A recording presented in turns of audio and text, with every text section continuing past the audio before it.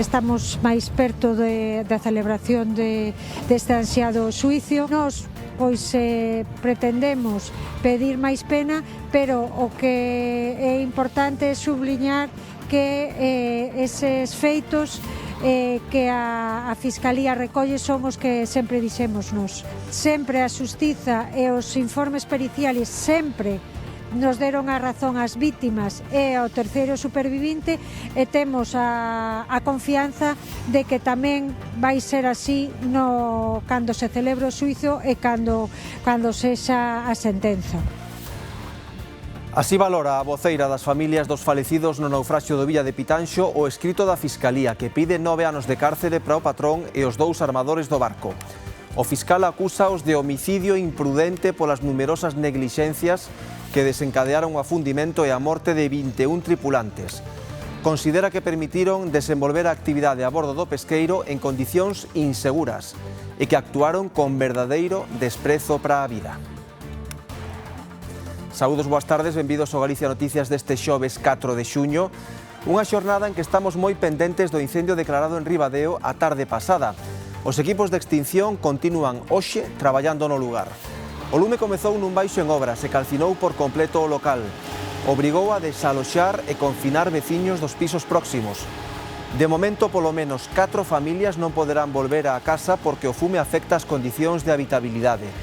Debido á virulencia das lapas, foi necesario activar un amplo dispositivo de emerxencias, mesmo con equipos de reforzo chegados dende Asturias. La carga térmica era brutal, entonces el acceso era casi imposible. Muchísimo fume negro que vamos, que non se vía nin a calle. E había camións de bombeiros, a policía, os municipales, pola outra calle tamén. Os veciños ao final, á noite ou ás 10:30, puideron vir dormir aquí, os de enfrente, este edificio de enfrente. Lá atrás no, que é imposible. ¿A usted cuándo le dan la noticia de que Joel había fallecido? A las 9 de la mañana que me comunican, vienen 2 guardias civiles a casa, y para mí eso no me lo creía. Mi hijo era mi mano derecha, mi hijo era todo para mí, es mi vida. Mi hijo era mi vida, mi hijo era todo. Si me devolvieran a mi hijo. Un accidente laboral nunha empresa de piscinas obrigou a desaloxar un edificio en Ourense. A máis de que 2 traballadores tiveron que ser trasladados ao hospital. A causa foi que un dos empregados mesturou erróneamente 2 produtos e provocou unha nube tóxica que afectou a parte das vivendas do inmoble. Escoiten. O sódico con ácido sulfúrico diluído, vale, que é o corrector de pH. E, bueno, esa reacción, pois eso, produce gases que non son respirables e son moi tóxicos. Me olía a ZZ, o amoníaco, unha cosa moi fuerte. Yo aquí non tengo nada. Vamos a subir a medir ya. En los baños saltó la alarma. Según abrió la puerta, ya le saltó la alarma. Y el resto de la casa tamén había bastante medición. Creo que foi máis duro, segundo, todo o curso, con un montón de exames, que a selectividade. A mí a selectividade non me pareceu para tanto. Síntome moi feliz, con moitas ganas de sair de festa, porque levo moito tempo encerrada en casa estudando. Vou intentar sacar o carné de conducir, pasalo o mellor que poda, que é un verán único, son dos 18.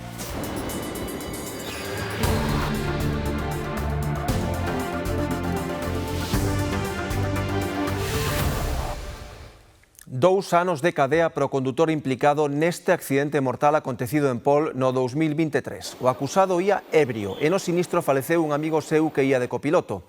Aceptou a súa culpabilidade no xuízo e foi condenado a 2 anos por homicidio por imprudencia grave e dun delicto contra a seguridade viaria. O condenado, que duplicaba a taxa de alcohol permitida, non terá que ingresar na cadea. O accidente mortal tivo lugar en outubro do ano 23 na parroquia de Fraialde, en Pol. O condutor perdeu o control do vehículo que saíu da estrada e impactou contra unha árbore, causando a morte do home que viaxaba de acompañante. O xuízo pola traxedia do Villa de Pitanxo está máis próximo despois de que a Fiscalía entregara o escrito de acusación e solicitara a apertura da vista oral. O Ministerio Público pide 9 anos de prisión para o capitán, o director xeral da Armadora e o responsable de frota. As familias das víctimas recibiron o escrito da Fiscalía con satisfacción, porque o relato coincide cos argumentos que veñen defendendo. Aínda que eles piden penas maiores, o que ansían é que se celebre o xuízo e haxa unha sentenza firme e xusta. 9 anos de prisión por 21 delitos de homicidio imprudente, un delito de lesións imprudente e outro contra os dereitos dos traballadores. É a pena que solicita a Fiscalía para cada un dos 3 acusados pola traxedia do Villa de Pitanxo, o capitán, o director xeral da Armadora e o responsable de frota. Tamén pide inhabilitalos pro exercicio da profesión de patrón e para xestionar empresas pesqueiras. Incide o Ministerio Público no groseiro desprezo pola vida e a integridade física dos tripulantes do buque por parte dos acusados e a compañía Armadora por múltiples motivos. Estaban traballando nunha zona onde tiñan prohibido pescar. Fixeran modificacións ilegais no buque para levar máis combustible e capturas. Considera que o capitán realizou unha virada sen as debidas precaucións nunhas condicións meteorolóxicas moi adversas e deu a orde de abandono do buque demasiado tarde. Os armadores, o Ministerio Público responsabiliza-os de incumprir coas exixencias de seguridade e saúde dos traballadores. Non fixeran simulacros de emerxencia, non había escaleira en estribor e os traxes de inmersión e chaleques estaban nos camarotes, onde a maioría non puideron collelos. As familias das víctimas aplauden este novo paso cara á celebración dun xuízo que levan esperando 4 anos. É un paso máis hacia adiante, a carón de que estamos máis perto da celebración deste ansiado xuízo e que haía unha sentencia xusta pois para as 21 víctimas e para toda a familia do mar. Reciben con satisfacción que a Fiscalía asuma as conclusións, informes, testemunhas e argumentos que les devan defendendo desde o inicio do proceso. Estes 4 anos, sempre a Xustiza e os informes periciales sempre nos deron a razón ás vítimas e ao terceiro supervivinte e temos a confianza de que tamén vai ser así cando se celebre o xuízo e cando sexa a sentenza. A Fiscalía solicita a apertura de xuízo oral e pide sexan chamados a declarar os superviventes Samuel Cuesi e o sobrinho do capitán Eduardo Rial, ademais dos mariñeiros do Praia de Menduiña 2 e Río Caxil que faenaban na zona durante o naufraxio. En A Coruña esta mañá puidemos escoitar a nai de Joel Quispe nesta cuarta sesión do xuízo. Entre vaguas manifestou que o seu fillo era todo para ela e que compaxinaba 2 traballos para poder axudala economicamente. Contou tamén que a última vez que falou con Joel díxolle que ia sair de festa e que quedaba a dormir na casa dun amigo. Horas despois, soubo do seu falecemento pola Garda Civil. O atraso da chegada das testemuñas previstas para esta mañá adiantou a declaración da nai de Joel Quispe. Visiblemente emocionada, lembrou o seu fillo como o seu principal sustento persoal e económico. Mi hijo era mi mano derecha, mi hijo era todo para mí, es mi vida. Mi hijo era mi vida, mi hijo era todo. Si me devolvieran a mi hijo. Él cuando salía de trabajar, si llegaba antes, él llegaba a cocinar, me ayudaba en todo con la niña, en casa. Económicamente también me ayudaba. Él aportaba porque es con él, es cuando cogimos el piso en Arteixo, nos hipotecamos cuando empezó a trabajar. ¿A usted cuándo le dan la noticia de que Joel había fallecido?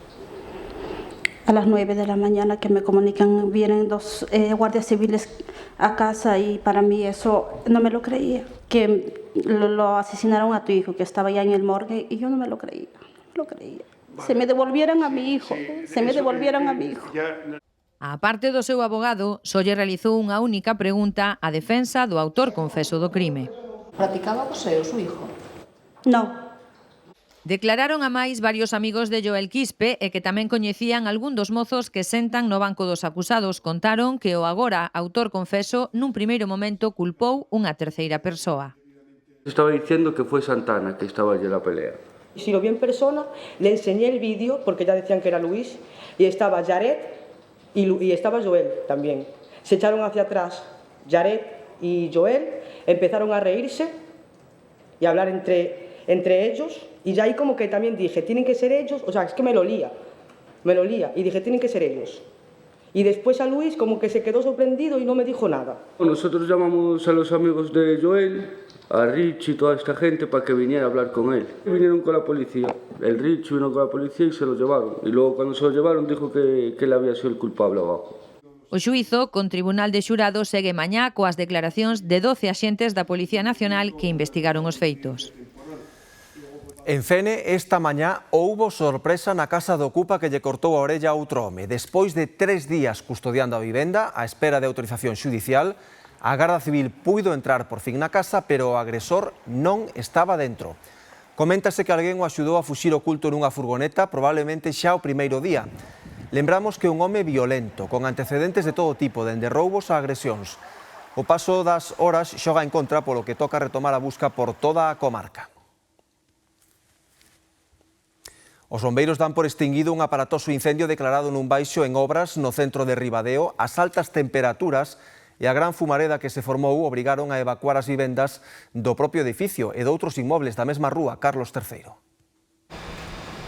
Un incendio declarado nun baixo en obras da rúa Carlos III, no centro de Ribadeo, obrigou a desaloxar as vivendas de varios edificios. Debido aos materiais almacenados, acadáronse altas temperaturas e formouse unha gran fumareda negra. A virulencia das lapas fixo necesaria a intervención dos bombeiros dos parques de Ribadeo e de Vilalba, ademais do asturiano de Barres, que trataron de evitar que o lume se propagase ata unha imprenta situada na rúa San Roque. No llegaron hasta allí porque fue lo primero que se hizo fue intentar contener que no entrasen en lo que es, porque es una imprenta y claro, el material que podemos tener allí sería superinflamable y entonces estaría muy complicado, ¿no? La carga térmica era brutal, entonces el acceso era casi imposible. Entonces se fue intentando refrigerar todo lo posible. Muchísimo, pero muchísimo fume negro que vamos, que non se veía nin a calle. E había camións de bombeiros, a policía, os municipales, pola outra calle tamén, estaban os bombeiros tamén para ver se podían tamén atacar por outro lado. Bueno, a xente, claro, mirando asustada. E as familias pois tamén estaban todas fora. Os veciños ao final, á noite ou ás 10:30 puideron vir dormir aquí, os de enfrente, este edificio de enfrente. O de atrás non, que é imposible. A medida que o lume foi remitindo, os bombeiros e as motobombas de Ribadeo e de Mondoñedo foron regresando ás súas bases. Así é todo, unha vez extinguido o incendio, varias dotacións do Parque de Barreiros ocúpanse de controlar que as lapas non se reaviden.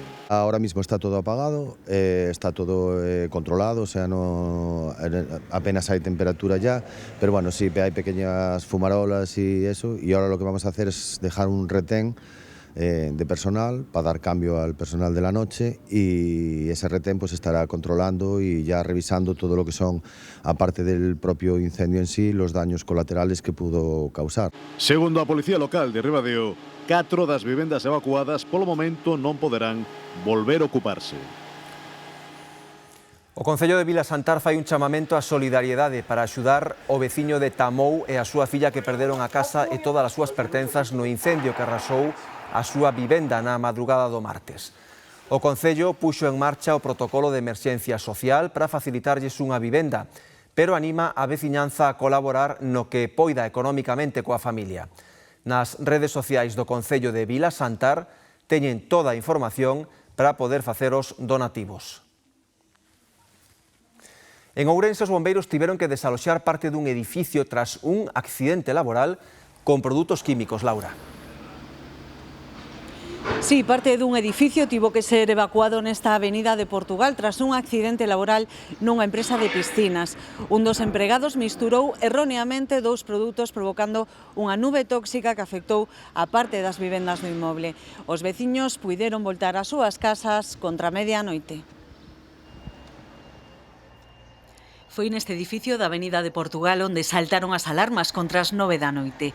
Os empregados desta tenda de piscinas decatáronse de que algo non ia ben. A nosa chegada, claro, o testigo que tamén é empregado da empresa nos informa de que 2 compañeros tuveron que ser trasladados por unha intoxicación por productos, digamos, relacionados coa desinfección de piscinas. O empregado confunde unha das garrafas, en concreto hipoclorito sódico con ácido sulfúrico diluído, vale, que é o corrector de pH. E, bueno, esa reacción, pois eso, produce gases que non son respirables e son moi tóxicos. Ademais do baixo, víronse afectadas as 4 vivendas situadas xusto por riba do negocio. Varios veciños dos 4 primeiros andares foron desaloxados durante máis de 3 horas. Cenamos temprano y fui a lavarme los dientes y lavar las manos. Me olía a ZZ o amoníaco, una cosa muy fuerte. Yo aquí no tengo nada. Y después ya vino otro hijo mío que venía aquí a casa a buscar unas bolsas y dice, no, ¿qué pasó, mamá? Que hay bomberos y Policía Nacional. Y entonces ya bajé y ya me lo dijeron. Dije, ya vamos a subir a medir ya. Pues ya, en los baños saltó la alarma. Según abrió la puerta, ya le saltó la alarma e el resto da casa tamén había bastante medición. Malia que nun primeiro momento os empregados da tenda tiveron que ser evacuados ao Chúo con síntomas de intoxicación, un xa foi dado de alta, outro seguía en observación, pero non se teme pola súa saúde. Dixeron que era no baixo, facendo unha mezcla, pois non sei que fixeron. Algo foi mal. Algo foi mal, sí, porque eles leváronnos á residencia. E bueno, antes de virnos para aquí xe viñeran para a casa, viñan ben. E ben, pedirnos perdón e todo o demais. Sobre todo xe viñemos para a casa, dormimos cas ventanas abertas. E foi un accidente que pudo ser peor. Peles. Ainda peles máis para nós. Os veciños afectados pasaron a noite algo asustados polo acontecido, pero agradecidos porque finalmente todo quedara nun susto. Son ratas, transitando libremente por un céntrico parque en Santiago, moi preto delas hai nenos xogando nas randeiras. O vídeo gravouno a dona dun negocio da zona, a quen en máis dunha ocasión lle entraron os roedores no baixo comercial. Alí piden solucións urxentes. De seguida vemos todos os detalles aquí no Galicia Noticias. A Garda Civil investiga un veciño do concello ourensán de Berea por presuntamente furtar 34 colmeas. A investigación iniciouse tras a denuncia presentada por un apicultor desa mesma localidade, onde comunica a desaparición de colmeas dunha parcela da súa propiedade. Pois ben, as colmeas subtraídas foron localizadas pola Garda Civil na leira do investigado. Un home de 55 anos. Tiñan borrado o número de explotación e estaban repintadas para que non foran localizadas. A operación foi levada a cabo polo equipo Roca da Garda Civil de Celanova. O autor dun roubo nunha tenda de lambonadas en Pontevedra xa foi identificado pola policía. As cámaras do establecemento foron clave na investigación. Nelas pode verse como o ladrón colle os cartos da caixa e mesmo toma o seu tempo para beber un refresco da neveira e encher a mochila de lambiscadas. A propietaria percatouse do roubo a primeira hora da mañá cando chegou para abrir a tenda. Yo me enteré cuando sobre las 8:50 llegué y miré la puerta. Pensé que era algún indigente que, sabes, que había tenido algún conflicto conmigo y pum, me lanzó una piedra como así. Pero cuando yo de todas maneras llamé a la policía, que abrieran ellos, y cuando vimos, oh madre mía, el desastre, el desorden que había. Cunha pedra de grandes dimensións rompeu o cristal da porta e accedeu ao interior da tenda. O primeiro obxectivo foron os cartos da caixa registradora. Golpeuna para conseguir abrila e roubar preto de 300 euros da recadación. Se vino directamente a la caja, tiró todo lo que era al suelo porque empezó a golpear la caja y como no abría, debe ser que le dio impotencia, tiró todo al suelo y luego arrancó las cajas, rompió los cables, la metió en una mochila que cargaba, abrió los gaveteros, los rompió. Tamén causou distintos danos na zona de paquetería do establecemento, que tamén funciona como punto de entrega e recollida de envíos. Miró que habían cajas y vino por ellas. Entonces comenzó, abrió todo lo que eran las cajas, los paquetes, se llevó los de su interés, había ropa por todos lados, prendas todos, y las manchó. Ya eso se da por perdido porque tienen sangre y además están rotos el cliente, porque también trabajamos con paquetería. O asaltante estivo media hora dentro do establecemento, tomouse o seu tempo para beber un refresco da neveira e encher a mochila de lambiscadas. A Policía Nacional abriu unha investigación e xa logrou identificar o ladrón. Os empresarios detidos pola fraude millonaria no alugueiro de camións tiraban de homes de palla e de empresas pantalla para que non existían, empresas que non existían, para seguir alugando todo tipo de vehículos. Pagaban as primeiras cuotas e seguían traballando cos camións de balde, sen intención de devolvelos. Interviñéronlles máis de 20 que superaban o 1,5 millón de euros. Tiñano todo ben argallado. Estaba un entramado societario coa única intención de adquirir vehículos mediante contratos de arrendamento financeiro que posteriormente pois conlevaba o impago das cuotas. E posteriormente, cando lles eran requeridos, pois non entregaban eses vehículos. Aproveitábanse da súa credibilidade empresarial do éxito de dúas constructoras que gañaban concursos públicos de administración, unha de Vigo, a outra con sede en Barcelona dun Pontevedrés, e con eses camións de balde seguían traballando. Non falamos dun simple incumprimento contractual, sino falamos unha pluralidade de estafas, unha pluralidade de adquisicións de vehículos, de contas bancarias asociadas a empresas pantalla, empresas que carecen de estructura empresarial, empresas que carecen de actividade económica real. Todo era falso. Os nomes das empresas non figuraban nos contratos, tampouco dos empresarios. Daban testaferros para utilizalos como administradores das empresas pantalla, se utilizaban datos falsos, falsificaban firmas, non correspondían cos titulares reales das identidades. Localizaron o primeiro camión nun control de tráfico rutineiro en Sanxenxo, despois outro en Tui. Dous vehículos, dos cales pois había orden de recuperación, non? Por impago de cuotas. Era só a punta do iceberg, en total 15 camións, 4 furgonetas e 3 turismos, unha frota de máis de 1,5 millón de euros. Detiveron os dous empresarios, no caso de Vigo poderíamos dicir que exempresario, porque a firma quebrou con rúas e estradas que quedaron a medias. Tamén podía formar parte do plan. Varias administracións preparan xa as súas demandas por contratos que roldan os 5 millóns de euros. Non se descarta que esta trama teña relación coa ruína doutros negocios frigoríficos da provincia. É un dos nosos indicios, cando se utilizan unha serie de empresas que xa foron obxecto de investigación con mesmo modus operandi, pois é un elemento que nós tamén temos en conta.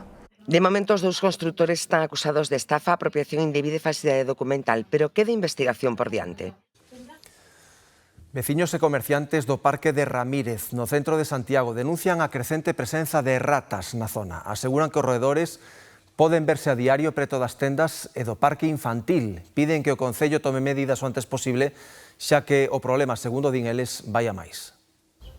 Son imaxes gravadas esta mesma semana.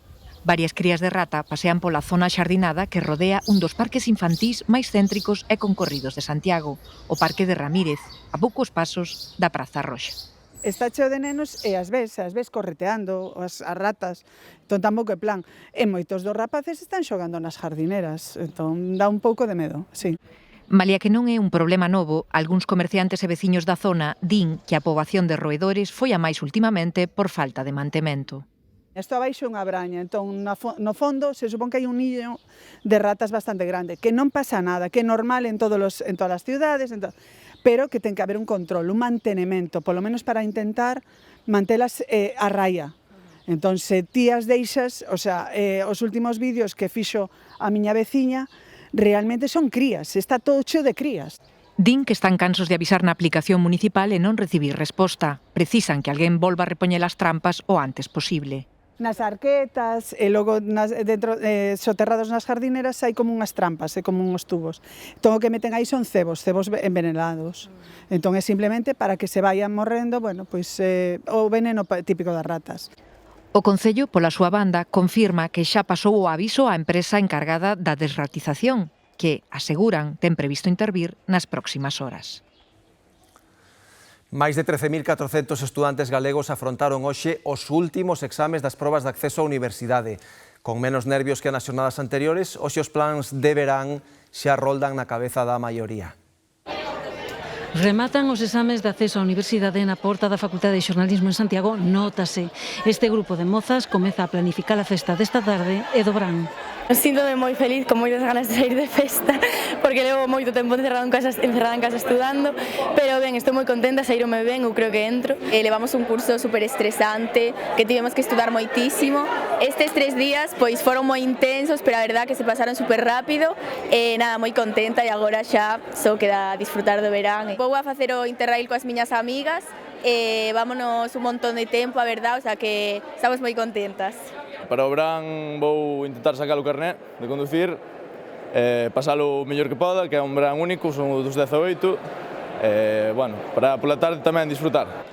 Despois de xornadas de esforzo, nervios e repasos apurados, hoxe, coas probas feitas, a sensación compartida era de alivio. Os exámenes que fixemos ao largo de todo o curso foron incluso máis difíciles que estes. Por exemplo, ahora no de gallego tive a suerte que me tocou máis reciente, o que mellor me sabía, levaba as cousas claras e saliume ben, máis ou menos igual que os outros. Quero entrar en física na USC, e senón en ingeniería química. Creo que foi máis duro o segundo, todo o curso, con un montón de exámenes, que a selectividade. A mí a selectividade non me pareceu para tanto. Esta mañá examináronse de materias optativas e de lingua galega e literatura. Esperábamos, polo menos o Otero Pedrallo, porque era o 50 aniversario da súa morte, mais Begoña Camaño, polas letras. Queron Neira Vilas e Luisa Castro, que ao final eu creo que non esperou ninguén. Eu esperaba Otero Pedrallo, foi, un pouco pullita aí, pero intentei no salvar. Tive a suerte que non me tocou dibujo técnico nin historia, creo que foi historia, que, é unha pena polos que fixeron ese examen, pero son cousas que pasan. Que non tive, por exemplo, non fun con historia nin con debuxo técnico, pero sí que escoitei que houve moita polémica que está pedindo que a dimisión dos encargados, pero eu no meu caso estuvo bastante ben, creo que non houve ningún problema. A Comisión Interuniversitaria de Galicia desculpouse polos erros no exame de debuxo técnico, descarta a repetición das probas e mantén que avaliará con criterios máis flexibles a pregunta de historia que causou controversia. Hoxe día grande en Redondela, a festa da coca que mestura a lenda apagada dun monstro con forma de dragón coa celebración religiosa do Corpus Christi, unha xornada de plena festa. Andrea, aí o vemos. Sí, efectivamente, está de lo vendo en directo. Hoxe é un dos días grandes da Festa da Coca, porque ademais esta pasada madrugada centos de veciños de Redondela estiveron participando aquí na organización, creando esas alfombras florais que podemos ver por toda a vila, cheas de cor. Por riba delas xa pasaron tanto a procesión do Corpus como tamén o desfile da Coca cos gigantes e cos cabezudos. E agora mesmo está desvendo en directo un deses pratos fortes, os bailes das espadas e das penlas que se están celebrando ao longo de toda esta xornada por diferentes puntos de Redondela. Un deles este que vemos en directo aquí na Praza da Constitución. Aínda queda tamén moita festa por diante, porque ollo, ata este vindeiro domingo continúa a programación con moitos actos relixiosos e pagáns.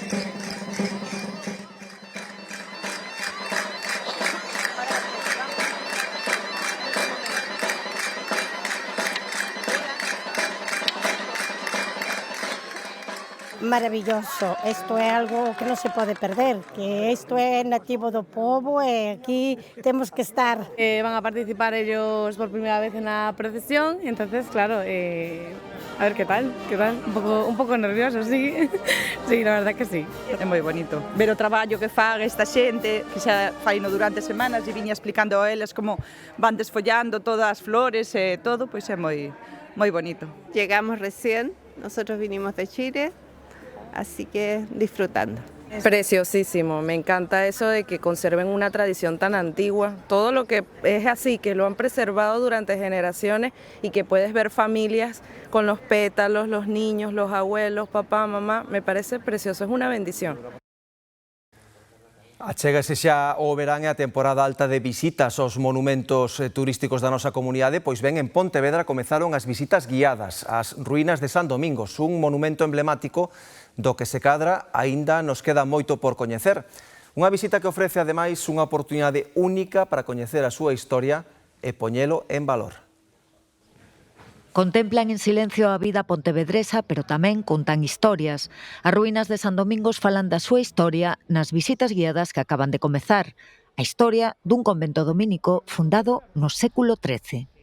Se comeza a construir a finais do século XIII, pero os restos que conservamos son posteriores.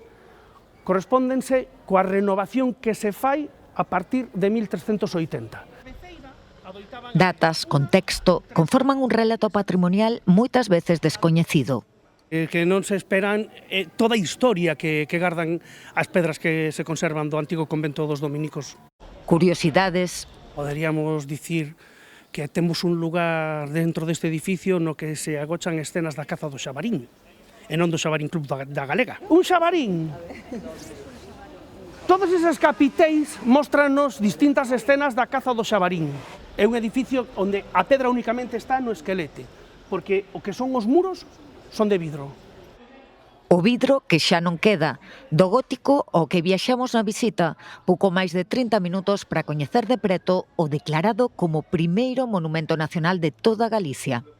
E a xente, aínda que non é un espazo excesivamente amplo, sae maravillada do que se atopa nel. Mirabas aí unhas ruínas e non pensei que con todas as explicacións que nos dou que hubiera tanto contido histórico como hai. Y la verdad es que muy bonita, muy interesante, me gusta mucho además Galicia. Chea de cuestións que, bueno, parece mentira que tendoas aquí, pasemos como pasamos habitualmente. Integradas na cidade compre, porén, mirar, parar, e tanto turistas como pontevedreses, por que non, comprendelas e interpretalas nas súas ata o 21 de outubro visitas guiadas. Pensei moito, dende que hubo o problema ca basura, apareceron moitas, pero bueno, de normal, xa cando ven a calor, por esta zona hai moitísimas. Os garajes, sobre todo, que está cheo de cucarachas, é unha plaga, xa suben para as viviendas, claro. Pola cociña, suben polos tubos de... Como se llaman os tubos? Sí, del desagüe. Para facer un churrasco, sí, negras, grandes, asquerosas, ¿sí? Os veciños do Pino en Ourense volven mobilizarse pola ausencia de liñas de autobús que os conecten co centro. A liña alternativa que lles puxo o Concello só funcionou 15 días por falta de usuarios, pero os afectados aseguran que foi porque non cubría as necesidades reais do barrio. 4 meses leva pechado o carril da Nacional 120 que une directamente o barrio do Pino coa cidade. Sen esa vía, os autobuses non fan parada na viaxe de retorno ao centro, o que supuxo que se suprimisen 2 das 4 liñas que funcionaban antes. De regreso van a Untes, a Quintela e dan de volta e agora só pasan dúas líneas de autobús. A población maior de 65-70 anos e entón non teñen servicios de coches propios e teñen que recorrer ao servicio de autobús porque aquí é unha zona que non hai supermercado, non hai centro médico. Os veciños protestaron pola reducción do servizo e mesmo chegaron a cortar o tráfico na Estrada Nacional. Unha mobilización a que o Concello respostou habilitando unha liña alternativa, pero que quedou curta, porque só realizaba o treito dende o Pino ata a estación intermodal. Moita molestia e moi distanciados e non veñen, a súa hora e aparte de non vir a súa hora, levan muchísimo tempo chegar á residencia. O que pasa é que este bus, a só facer a parada nas Torres do Pino e máis na estación intermodal, ao non parar en ninguna outra parada, pois nesta parada xusto, a xente que se teria que acercar aquí xa traería andados máis de 500 metros desde onde veñen a coller o bus. 15 días despois de habilitala, o Concello decidiu suprimila. Alegou falla de usuarios. Os veciños din que, lóxicamente, non hai viaxeiros porque non dá resposta ás necesidades do barrio que precisa unha conexión co centro máis alá da estación. Claro, non funciona porque recolle a xente en 2 paradas, aquí e na intermodal. Non ten a oportunidade de recoller máis xente. Ese problema estaba solucionado, ya que la línea era más amplia y llegaba a más sitios y ahora es corta y no llega. Haberá líneas rentables e outras líneas menos rentables, pero o servizo hai que mantelo. E o que non permitimos tamén é que nos diga que somos 40 veciños. Somos 2000 veciños. Os afectados non desbotan novas mobilizacións, pero tenden a man ao goberno local para atopar unha solución que satisfaga a todos. En Vigo, os veciños do barrio de Teis aseguran que seguen a padecer unha praga de cascudas. Afirman que levan meses con ese problema e que cada vez lles entran máis insectos nas casas. Nada máis poñer un pé na rúa, isto é o que atopou un veciño do barrio vigués de Teis. Un bo número de cascudas xa mortas pegadas a un sumidoiro. Pensei moito, dende que hubo o problema ca basura, apareceron moitas, pero bueno, de normal, xa cando ven a calor, por esta zona hai moitísimas, e mesmo os nenos xogando abaixo, se ven bastantes. Nosotros ya me hemos llamado por cucaracha, hace tiempo hemos llamado por ratas. Tendrán que hacer algo, si no, al final los niños son los perjudicados. Os garajes, sobre todo, que está cheo de cucarachas, é unha plaga, xa suben para as viviendas, claro. E iso teñen que tomar unha determinación, unha solución, porque senón vamos apañados. O problema esténdese dende hai tempo pola zona. dende o barrio das Flores, o Grupo San Pablo ou a Rúa Coutadas. Sí, é un tamaño considerable, sí. Así que si por esta zona eu teño visto moitas. Para facer un churrasco, sí, negras, grandes, asquerosas, sí. Se ven en el parque, se ven en los garajes aquellos de allí atrás, supongo que en estos de aquí se verán igual. Hai que arreglar eso. Para os veciños, o peor é que as carrouchas xa aparecen no interior das vivendas. A miña casa xa non é a primeira nem a segunda que mato. Temos as bañeiras e os lavabos tapados porque, eu polo menos por medo, porque e falando cos veciños e todo, sí. E logo sales á calle, as miras mortas da calle, e vivas, claro, mortas e vivas. Pola cociña, suben polos tubos de... Como se llaman os tubos? De desagüe. Sí, del desagüe. Aparecen baixan polas ventás. O sea, es una cosa bastante importante que hai que poner solución. Algúns sospeitan que a orixe da praga está nos sumidoiros da zona e reclaman solucións. Ata aquí o noso tempo por hoxe, non marchen, que xa está aquí Marta de Arriba co Telexornal. Grazas pola compaña e moi boas tardes.